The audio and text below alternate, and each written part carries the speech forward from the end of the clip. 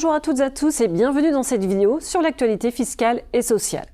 Au programme aujourd'hui, un focus sur la rupture conventionnelle.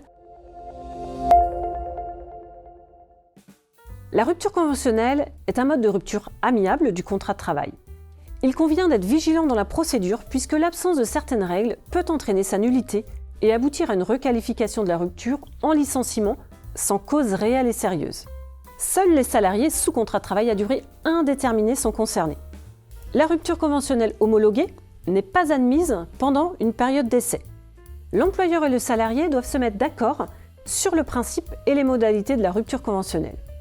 Ensuite, l'employeur et le salarié signent une convention qui détermine la date de rupture du contrat, fixée au plus tôt le lendemain de l'homologation de la convention, puis le montant de l'indemnité de rupture sans que celle-ci puisse être inférieure à l'indemnité légale de licenciement.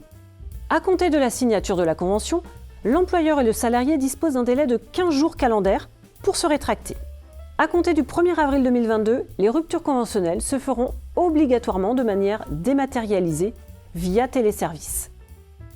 À compter du lendemain de l'expiration du délai de rétractation, la partie la plus diligente adresse à la DRIT le formulaire complété, le cas échéant par la convention annexe. L'administration dispose d'un délai de 15 jours ouvrables pour se prononcer.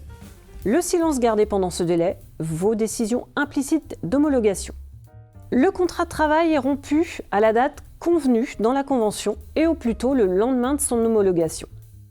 Le salarié peut alors prétendre au versement de l'indemnité convenue lors de la signature de la rupture conventionnelle ainsi que les indemnités habituelles de fin de contrat.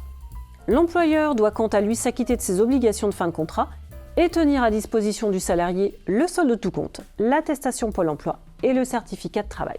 C'est tout pour aujourd'hui, merci pour votre écoute et je vous dis à bientôt pour d'autres vidéos. Au revoir.